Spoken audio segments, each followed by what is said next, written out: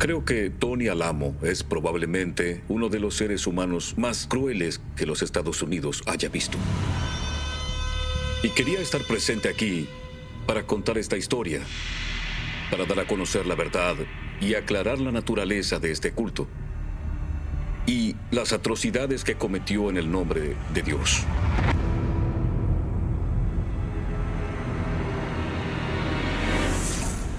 Un año o dos después de escapar, compré un arma y pensé en conducir hasta Arkansas e iba a intentar matarlo.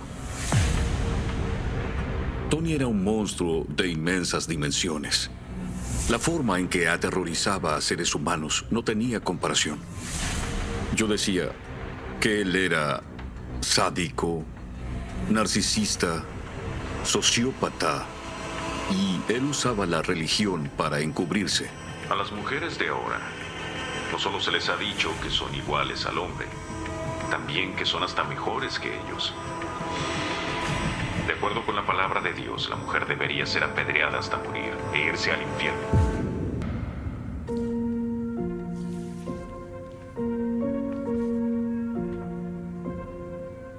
Tony y Susan Alamo probablemente tienen 70 años y veo la congregación en ambos.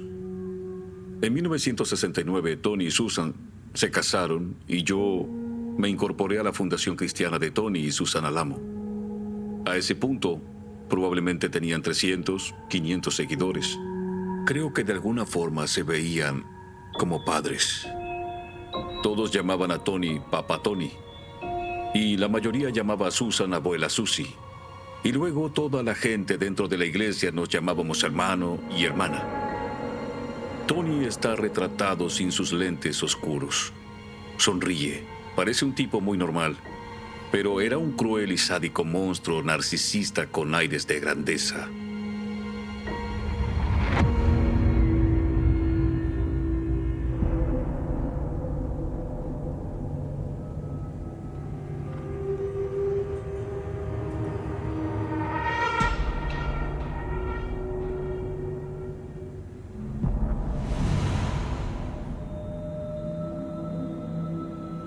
De niño, no conocí a mi madre biológica. Crecí creyendo que mi padre era una persona muy cruel. Una de las cosas que escuchaba usualmente desde el púlpito era que mi madre era adúltera y que dejó el grupo y que se había muerto e ido directo al infierno. Como resultado, crecí pasando de familia en familia. Mi relación con mi padre era demasiado inestable. Tony Alamo enviaba a los hombres afuera, los mantenía trabajando, y los niños, como consecuencia, tenían que ver a Tony como su figura paterna. La regla del lugar era que todos tenían que ir a al menos un servicio cada día. Cuando Tony Alamo predicaba, él se ponía a caminar en un círculo. Dios odia lo cruel. Lo que Dios dice es que la crueldad es lo que condenará y maldecirá el alma de una persona hasta el infierno. Amén. Amén. Él era una figura dominante. Siempre usaba unos lentes oscuros para que no pudieras ver sus ojos. Y decía que era el profeta de Dios y que había hablado y escuchado la voz de Dios. Mi palabra es poder, mi palabra es luz, mi palabra es una lámpara. Cualquier otra cosa es maldad. El estilo religioso de Tony Alamo era extremo. El miedo era la piedra angular de su doctrina. Cuando Tony hablaba del fuego del infierno, yo solía tener pesadillas terribles. Van a morir. Y luego entrarán al infierno, donde nunca se descansa. Nunca se come, duerme o se bebe nada. Los sermones de Tony Alamo estaban llenos de odio y conspiraciones contra la Iglesia Católica, contra el gobierno de los Estados Unidos y odio por cualquiera que no estuviera en nuestra organización. El Papa es el anticristo, el impío. Amén.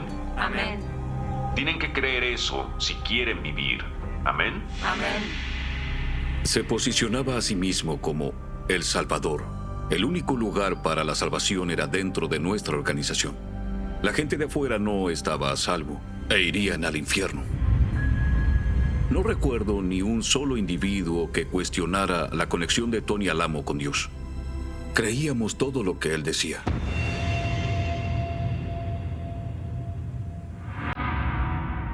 Solo en Arkansas teníamos 29 negocios que solo contrataban a miembros de la iglesia. Todos los trabajadores entregaban sus cheques. Tony decía, se los están dando a Dios. Adicionalmente, en 1985, Tony comenzó a diseñar chaquetas con diamantes que vendía por los Estados Unidos. Esas chaquetas eran hechas por los miembros de nuestra iglesia. Los niños de la iglesia hacían los arreglos con los diamantes. Trabajábamos desde la cena, digamos desde las 5 en punto hasta la medianoche o hasta más tarde. Y a veces hasta las 2 de la mañana. Y nos ponían en pequeños cuartos en donde había unos 10 o 15 niños en un escritorio, todos juntos. Y tenían unas bandejas y tenían que poner cientos y hasta miles de diamantes en las cajas de metal, las cuales tenían bordes muy filosos. Así que los dedos siempre estaban cortados y sangrando. Pero lo veíamos como un propósito sagrado de Dios. Creíamos que ganábamos dinero para pelear contra la bestia, para luchar contra el gobierno universal, así que lo que hacíamos, lo hacíamos con gusto, con entusiasmo. Era un privilegio estar haciéndolo, porque no conocíamos otra cosa. Muchas celebridades compraban estas chaquetas. Sé perfectamente que Don King las usa, Mr. T las usa, Nicki Minaj las usa. Miley Cyrus fue fotografiada usándola. Y los niños no obtuvieron ni un centavo por hacerlas. Y Tony Alamo hizo millones de dólares con ellas, literalmente millones.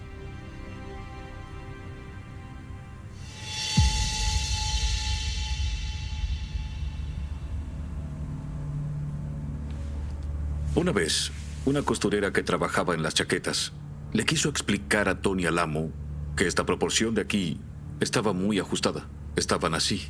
Y cuando te ponías la chaqueta, no podías mover el brazo.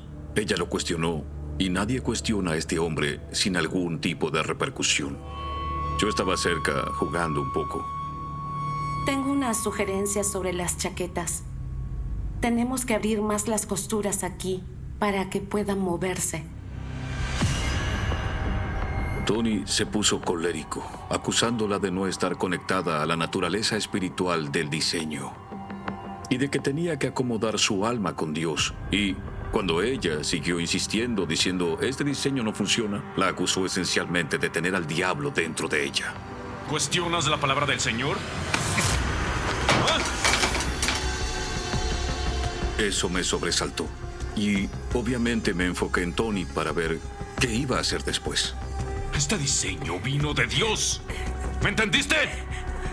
Y él estaba allí, señalándola y diciéndole, no tienes el Espíritu de Dios adentro. Yo estoy lleno del Espíritu de Dios. Yo soy la manzana del ojo de Dios. ¿Cómo te atreves a decirme esto? Eres una deshonra, ¿lo sabes? Estaba tan enfadado con ella por cuestionarlo. La mayoría de la gente que vivía con él le tenía miedo. Ve a rezar. Algo le molestaba y pasaba de ser una especie de tipo lindo y cordial a estar furioso en un instante.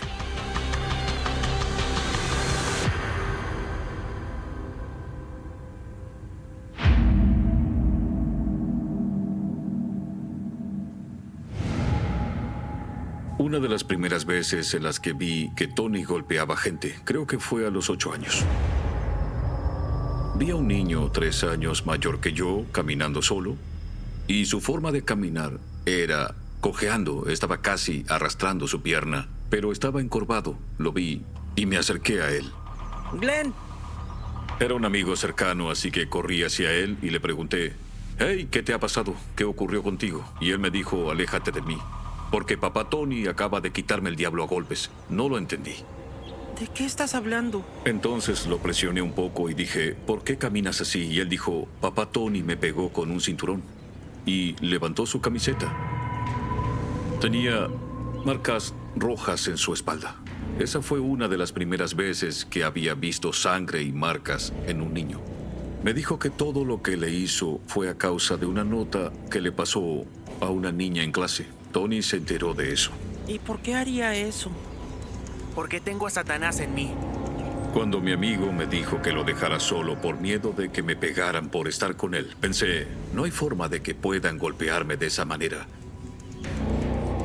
No pensé que eso podría pasarme a mí. Dios odia a los que dudan. ¿Te gusta que Dios te odie?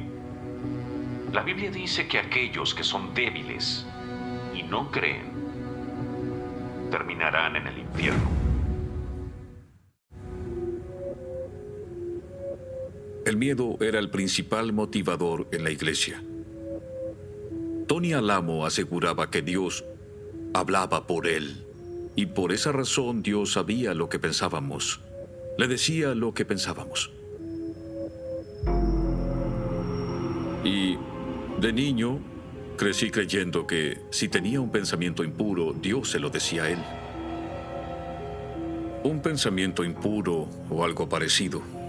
Podía ser que tus padres no sabían de lo que hablaban o algo de contenido sexual. Y si teníamos un pensamiento impuro, nos enseñaron a decir este mantra: la sangre de Jesús está en tu contra, Satán. Y lo repetíamos hasta que los pensamientos se aclaraban. La sangre de Jesús está en tu contra, Satanás. La sangre de Jesús está en tu contra, Satanás.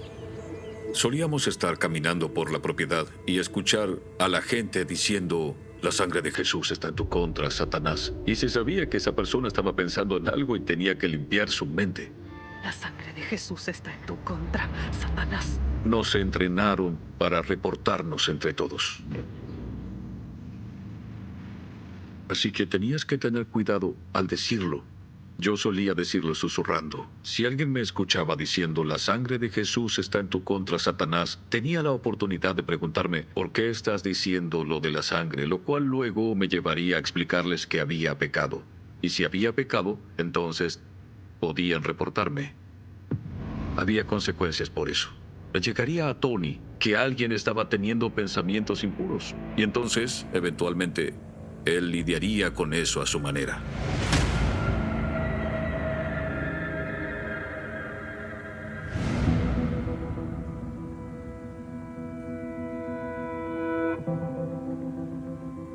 Tony tenía una pizarra en la oficina donde había una lista de todos los reportes y la llamaba la lista de reportes. Todos sabían que si tu nombre terminaba en esa lista, algo iba a pasarte. Cuando Tony leía esa lista, siempre se aseguraba de que hubiera grupos de gente, grupos grandes, y que vieran todo. Una vez había una madre con su hijo, y el hijo había reportado a su madre, diciendo que ella había malinterpretado 2 versos de la Biblia. Tu hijo dice que intentaste enseñarle los versos del rey Saúl. Sí. Y Tony se puso colérico. Le dijo que no tenía derecho a interpretar la Biblia. Le dijo que era un cerdo sudoroso. Así llamaba a las mujeres. Tú me enfermas. Le dijo al niño que fuera con su madre y la golpeara en la cara. Y que le dijera que el diablo salga de ti y la abofeteara. Y el niño la golpeó con poca fuerza y Tony dijo: no, hazlo más fuerte. Hazlo de nuevo. El niño golpeó a su madre otra vez. Esta vez más fuerte, pero aún despacio, y Tony dijo: si no la golpeas muy fuerte para que el diablo salga de ella, yo te golpearé a ti. ¡Lastímala! ¡Hazlo! ¡Que el diablo salga de ti! Entonces el niño golpeó a su madre tan fuerte como pudo. La madre lloró, el niño lloró. Yo estaba parado allí viendo todo, sin poder creer lo que ocurría. Y Tony estaba encantado. Estaba feliz, sonriendo de oreja a oreja. Tony Alamo ahora les ordena a los niños que cometan actos violentos. Y la Biblia dice: no golpees a nadie.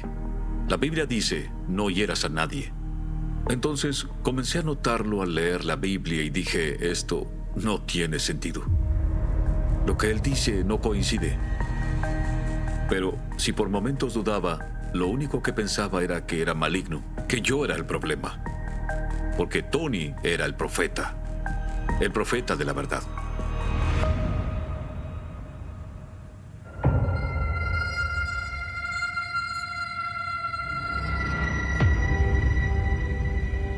Sabía que Tony me creería a mí antes que a otros, porque yo era algo especial ante su mirada, y me creería a mí antes que a otros niños o incluso otros adultos. Y lo usaba como ventaja en el sistema de reportes para buscar venganza contra otra gente.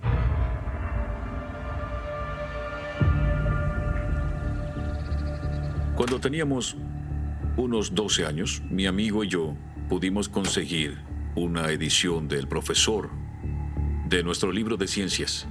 Y lo llevamos al baño de chicos y vimos la anatomía de una mujer. Y nunca habíamos visto algo como eso, pero el profesor nos atrapó. Niños, ¿qué pasa aquí? Y nos amenazó con reportarnos. Saben que tendré que contarle a Tony. Fue entonces cuando comencé a imitar lo que Tony Alamo hacía, usando el miedo y la retribución como método de control. Le diré a Tony que tú nos lo diste. Entonces le dije al profesor que si él me reportaba a mí, yo lo reportaría a él por darme el libro. Básicamente mentiría. No te atreverías. Papá, ¿Tony no te dijo que quitaras esas páginas?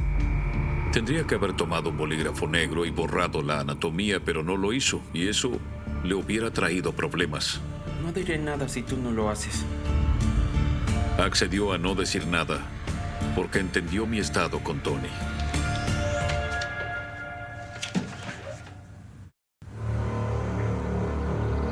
Pero luego, una semana después, me reportaron por no hacer mi tarea.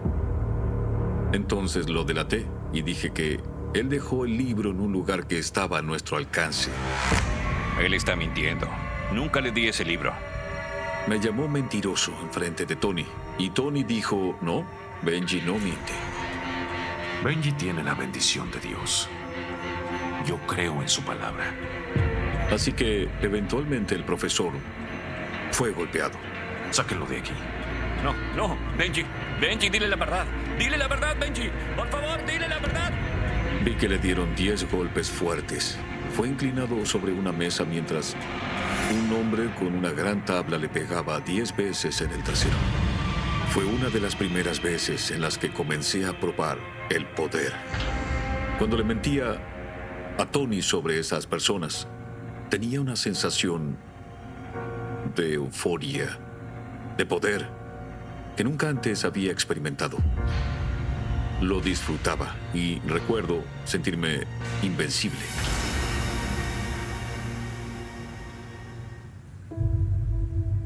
Sabía que había algo que estaba muy mal.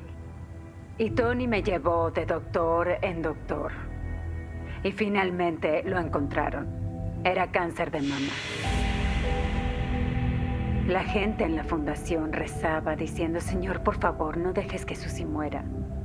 Y comencé a saber en el fondo que no iba a morir. Porque Jesús murió. Yo puedo vivir y yo voy a vivir. Susan era la gurú espiritual, si se quiere. Creo que era una estafadora, pero no era cruel. Definitivamente ella quería mejorar su posición y quería tener mucha riqueza, pero no quería lastimar a la gente.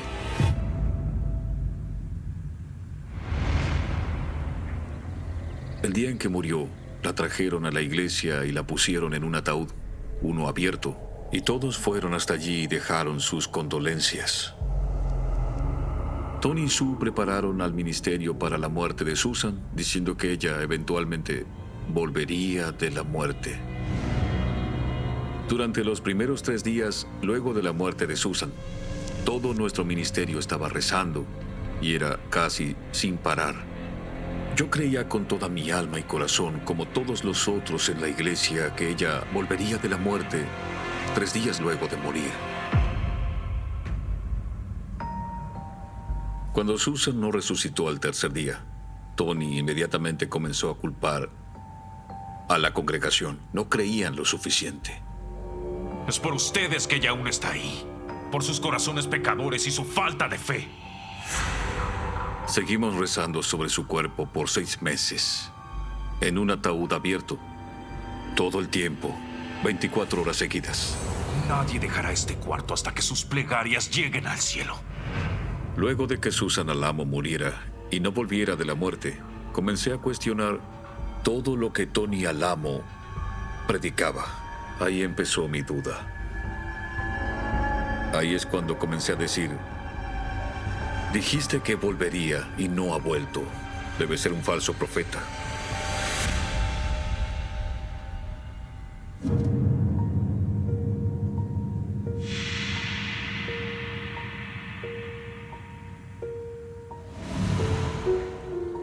Uno de mis amigos, que era afroamericano, fue descubierto dudando de la veracidad de Tony como profeta. Su padrastro fue quien se enteró de sus pensamientos y reportó a su hijo. Reportó a su propio hijastro. Tu padre me dice que dudas de que yo escucho la voz de Dios. Cuando mi amigo fue llamado, le dijo a Tony: sí, no creo que seas un profeta de verdad, porque tu profecía no se hizo realidad. Encárguense de este pecador. Tony felicitó al padre diciéndole: gracias por reportar esto. Tenemos que quitar al diablo de este niño. Lo golpearon muy fuerte ese día. Contaban los golpes. 3. Y cerca de los 30 ya no podía soportarlo. Comenzó a moverse mucho, demasiado, y cuando alguien se movía, comenzaban a contar de nuevo. 30 terminaban volviéndose 60. Y yo lo observaba, imaginando que hubiera sido yo, porque creía lo mismo que yo, pero él tuvo el coraje de decir algo y yo no.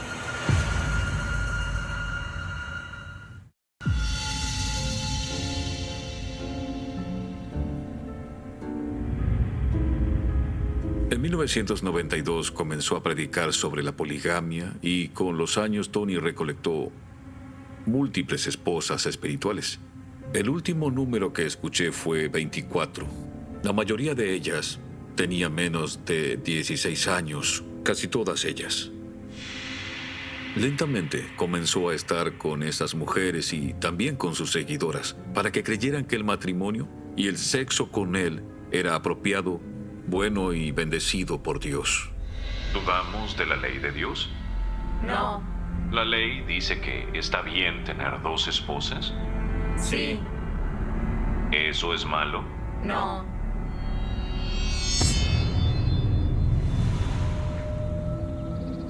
Al progresar casándose con mujeres más y más jóvenes, Tony continuó diciendo que la pubertad era el consentimiento, que cuando una niña llegaba a la pubertad, ese era su cuerpo consensuando relaciones sexuales con su esposo. Tony Alamo justificaba la poligamia y el matrimonio con menores de edad, encontrando varios versos en la Biblia. Citaba varias fuentes del Antiguo Testamento en las que diferentes reyes tenían muchas esposas. El Señor les daba a estos grandes patriarcas otras esposas, y esta es la ley. Es limpia y pura. Tony comenzó a hacer esto con las niñas más jóvenes, de 8 años. Las invitaba a su casa para lectura y educación bíblica durante una noche, un fin de semana o tal vez una semana entera.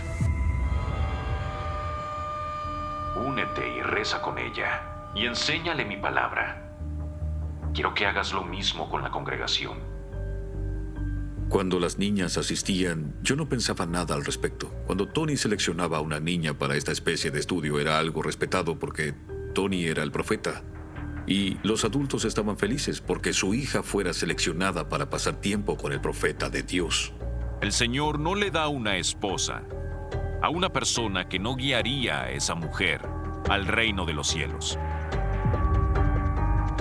Años después, descubrí que Tony tenía varias casas donde estas mujeres eran retenidas contra su voluntad.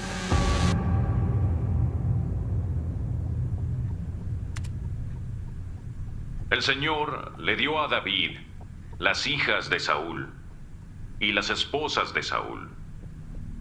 Y dijo que si eso no era suficiente, le hubiera dado el doble de eso. Amén. Amén. En esta grabación se lo puede escuchar diciendo amén. Amén es un código para estar de acuerdo. Y hasta dice, ¿cierto? Amén. ¿Cómo coinciden conmigo? Hace que sus seguidores regurgiten y procesen todo lo que les está programando para creer. Era un maestro en eso. Sigue mencionando que si estos hombres de Dios querían más mujeres, Dios les daría más mujeres. Entonces intenta mostrarles a los seguidores que eso está bien, que está bien que él tenga cuantas mujeres quisiera tener. Es limpio, puro, dulce para mí tener todas estas esposas. Yo no las pedí, Señor, yo no las pedí, pero me diste a todas las hijas y esposas de Saúl. Me diste a todas estas mujeres. Es asqueroso escucharlo usar el Antiguo Testamento para justificar lo que él hace. Este es el hombre que aprendí a odiar con el tiempo.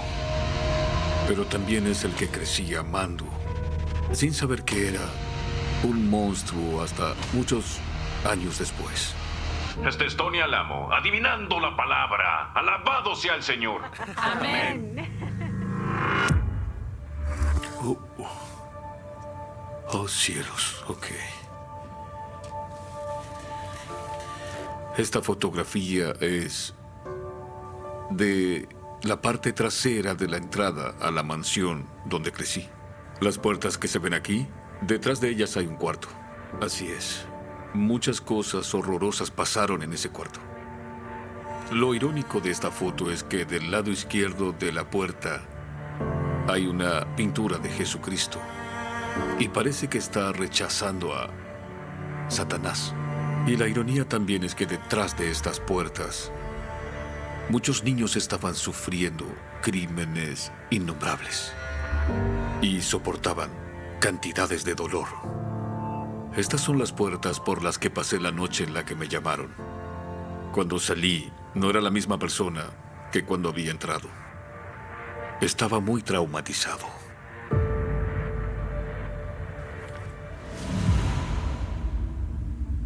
Temprano en una mañana fría de noviembre, me despertó un hombre diciendo que Tony me necesitaba. Había una sección en ese cuarto que tenía un espejo doble. En el medio de ese cuarto había un escritorio y arriba de él había un teléfono con altavoz. Y en ese teléfono estaba la voz de Tony Alamo. Benji, fuiste reportado por Russell y Vidinoso. ¿Qué tienes para decir al respecto? Tony comenzó a cuestionarme y dijo, una de las hermanas dice que tocaste los pechos de otra chica. ¿Es verdad? ¿En serio la tocaste? Y yo estaba intentando descifrar cómo salir de eso. Así que de inmediato dije, Sí, lo hice. Pero fue un accidente.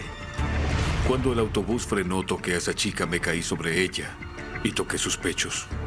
Eso no era cierto, obviamente. En realidad, ella y yo habíamos estado saliendo durante un tiempo. Y él dijo, no mientas, Benji. Sabes que Dios me habla y tus hermanas ya te reportaron. Eres un mentiroso y debemos sacar al diablo de tu cuerpo.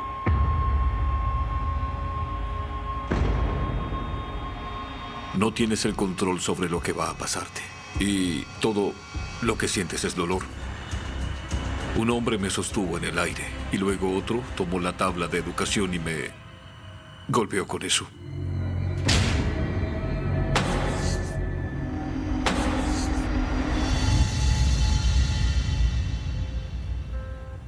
No tengo palabras para expresar mi incredulidad sobre cómo un ser humano le hace eso a un niño.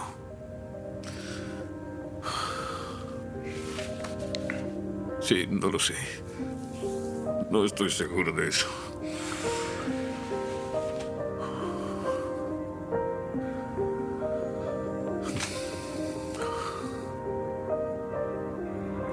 Denme un minuto.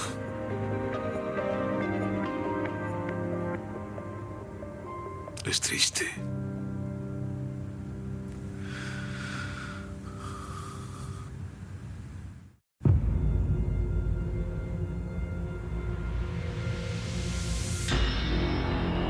El Servicio de Impuestos Internos no dirige este país aún.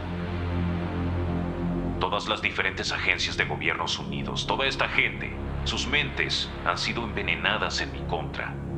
Y todo el gobierno es una mentira. ¿Amén? Amén.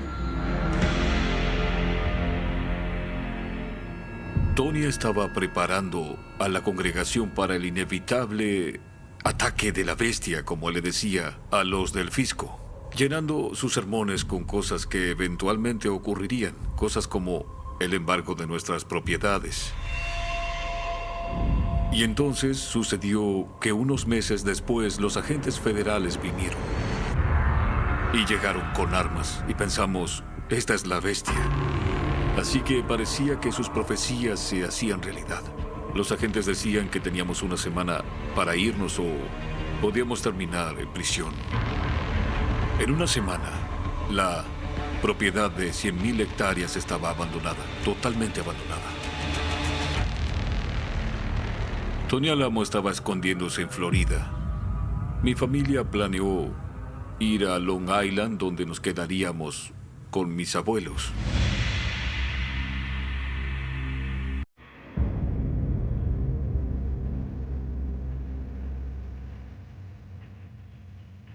Inicialmente me sentí asustado, porque aún creía que el suelo se abriría y me tragaría vivo. Una de las cosas que Tony solía predicar era que si tú dejabas la iglesia, el suelo se abriría e irías directo al infierno. Y me tomó un par de semanas poder caminar por el asfalto hasta que entendí que el suelo no se abriría ni iría al infierno. Comencé a cuestionarme la existencia literalmente de Dios como lo conocía.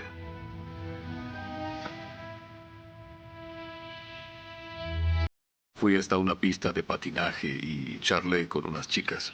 Fui de fiesta. Conocí amigos, chicos que me llevaban a jugar al fútbol y a videojuegos, fiestas en la piscina, y hacíamos cosas que hacen los chicos. Y Dios no me castigó por eso. Para mí, eso representó un momento esencial donde yo comencé a cuestionarme y a preguntarme sobre Tony Alamo. Tony Alamo era un mentiroso.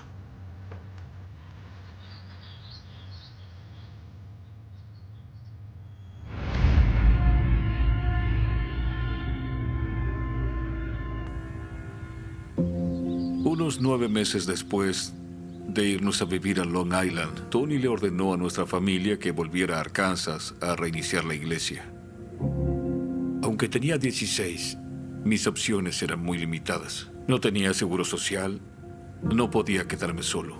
Tenía que volver con la familia y comenzar la iglesia. No tenía opciones. Cuando me mudé de nuevo a Arkansas, tenía que doblar tratados del Evangelio y ponerlos en sobres. Mientras estaba en la oficina guardando archivos, me crucé con un archivo de partidas de nacimiento, y uno de ellos era mío.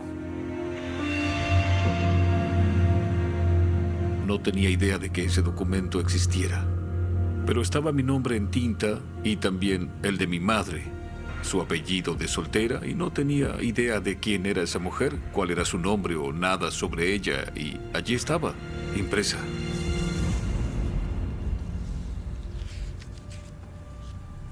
Esta es una copia de mi partida de nacimiento que encontré mientras hurgaba en los registros. Y junto a esto encontré esta foto de mi madre. Una hermosa mujer con cabello largo y marrón, sonriendo, mirando a la cámara. La mayor parte de mi vida pensé que mi madre estaba muerta en el infierno, y cuando vi esto, me enamoré de ella. Y no podía creer que estaba sosteniendo una foto suya. Besé la foto, lloré con esta foto, mis lágrimas la mojaron.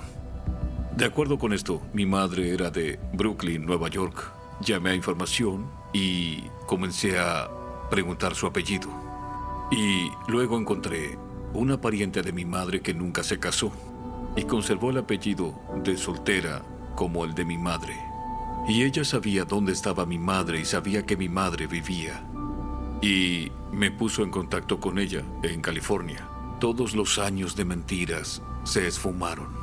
Y yo de pronto tenía una nueva puerta que se abría en mi vida.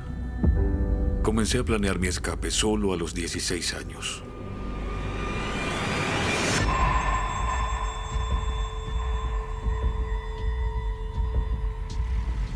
Pedí un taxi temprano en la mañana. Cerca de las 5 a.m., el taxi llegó y se posicionó en las rocas enfrente de nuestra casa. Así que despertó a todos. Subí al auto y mi padrastro me persiguió hasta el aeropuerto. Por favor, tienes que ayudarme. El conductor me preguntó quién era el hombre siguiéndonos en la camioneta. Yo le dije, es mi padrastro. Acabo de enterarme de que mi madre está viva, cuando toda mi vida creí que estaba muerta, y el lugar del que vengo, si me atrapan, me golpean. Entonces le dije, si lo detienes te daré $50 para que lo mantengas fuera del aeropuerto. Tengo que subir a ese avión. Y él dijo, bueno, si van a hacerte daño, haré lo que pueda para detenerlos. Y entonces aceleró. Gracias. Cuando estaba en el aeropuerto temblaba. Mi padrastro salió con un teléfono gritando, Tony Alamo quiere hablar contigo. Tony quiere hablar contigo. Dijo, puedes casarte con la chica que quieras, solo vuelve. Yo le dije, dile a Tony que es un mentiroso. Descubrí que mi madre está viva y ahora iré con ella. Y eso fue todo. No miré hacia atrás.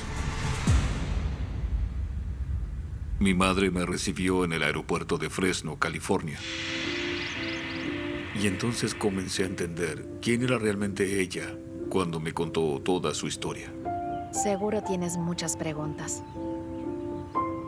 Me dijo que su decisión de irse fue la más difícil del mundo.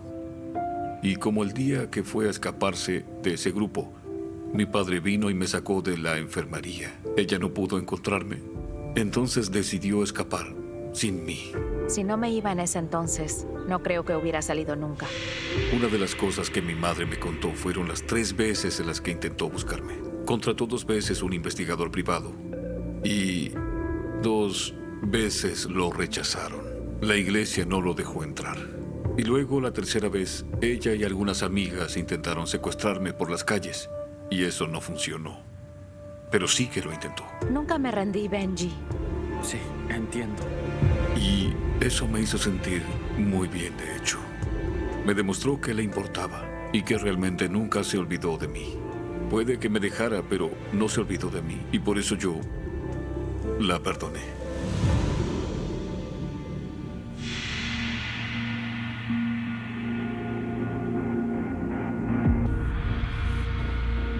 Unos 2 años después, me enteré de que Tony se había casado con estas niñas menores de edad que llevaba al estudio bíblico. Y llamé a la iglesia y quería hablar con mi hermana. Y me dijeron que no podía hacerlo. Ahora estaba casada con Tony, a pesar de que solo tenía 15 o tal vez 16. Cuando descubrí que mi hermana había sido violada por Tony, quería venganza. Quería matarlo. Estaba enojado. Tenía un pequeño revólver calibre 35. Benji, ¿qué haces con eso? Dámelo. No. Y mi madre habló conmigo y me dijo, no es tu pelea. Tienes que parar. Así que yo nunca fui. No lo maté, pero quería. Su día vendrá. Tienes toda tu vida por delante. No la pierdas haciendo algo tonto como esto. Me alegra no haberlo hecho. Me alegra no haber ido hasta allí. Me alegra no haber continuado con eso. Quitarle la vida a alguien nunca es bueno.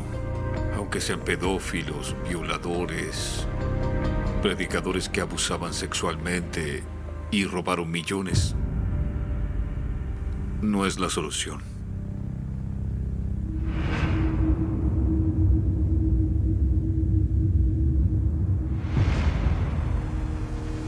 En 2008 recibí el llamado de un miembro de la iglesia que ayudaba al FBI investigando a Tony Alamo. Me dijo que investigó a Tony Alamo por varios años por tráfico de menores por las fronteras para que sean abusados.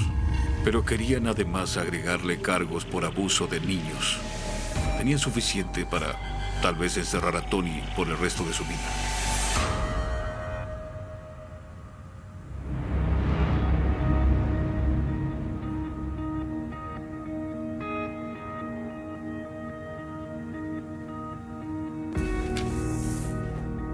Esta foto resume el espeluznante y obsceno y estafador que era Tony Alamo. Puede verse en su sonrisa, su pequeña mueca. Siempre esconde sus ojos. No se podía mirar directo en su alma y saber lo que estaba pensando o lo que pensaba hacer. Siempre se ocultaba, pero la mueca en su cara dice mucho. Dice que está tramando algo. Es como si no le importara. No quiero profundizar mucho, pero creo que ya lo saben, eso es lo que pienso. Me dan ganas de vomitar. Me da mucho asco. No debería tener lugar en la sociedad. Un monstruo como Tony de grandes proporciones.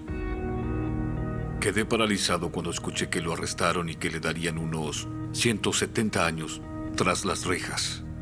Pero por lo que entiendo, deben haber unas 100 personas o tal vez unas 150 que aún dirigen la iglesia. Siguen la doctrina establecida por Tony Alamo. Doctrina que él creó. Del Tony Alamo que hablaba con Dios. Tengo algunos amigos que estaban en el grupo hasta hace algunos años y cuando salieron comencé a hablarles y a contarles lo que Tony me hizo a mí y también a otros chicos. Y estaban en completa negación de que Tony Alamo fuera capaz de hacer eso.